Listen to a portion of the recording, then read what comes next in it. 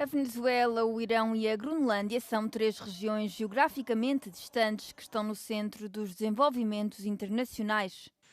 Numa entrevista ao serviço grego da Euronews, o ex-oficial de informações da Força Aérea dos Estados Unidos, Jake Soutiriadis, analisou a agenda estratégica da Casa Branca.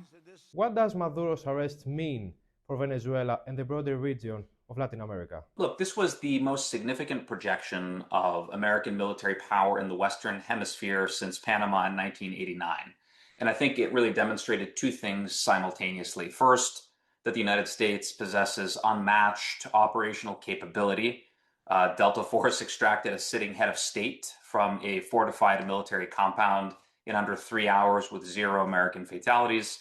No other military on earth can do that. And secondly, and perhaps more importantly, it demonstrated political will. President Trump's shown that he's willing to use hard power decisively, but smartly. Surgical strikes rather than protracted land wars, which is a significant message to every leader that's watching. Let's change continent. We are moving to the Middle East. Iran is in turmoil. Do you think that the regime will change? Iran is a particularly complex situation because the protests already have killed, or the regime has killed about 2,000 protesters. President Trump has threatened military action if this crackdown continues. At the same time, Iran does have retaliatory capability in terms of striking at U.S. bases in the region. They also could look at closing the Strait of Hormuz. But of course, their proxy network is severely weakened after the military campaigns of 2025. So I would say that at this point, it looks like the Iranian regime is cornered without many good options. I would like to ask you about Greenland. Why is this country becoming a critical geopolitical point for the US, Russia, and China right now? It basically controls access to the Arctic and the North American continent.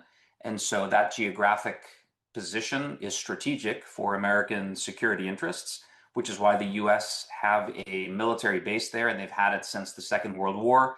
The second reason is critical resources, so rare earth minerals that are on Greenland.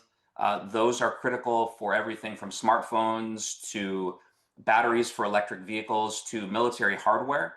And so China right now controls that market, and the United States is looking to Greenland as a source of additional rare earth minerals to try to change that equation. And then, of course, the third issue is the great power competition. Russia has become much more active in Greenland. And of course, China has also called itself a near Arctic nation. And so for all of those reasons, the United States realizes whoever controls Greenland is going to not only control the resources, but also the geographic access for its strategic interests in the future.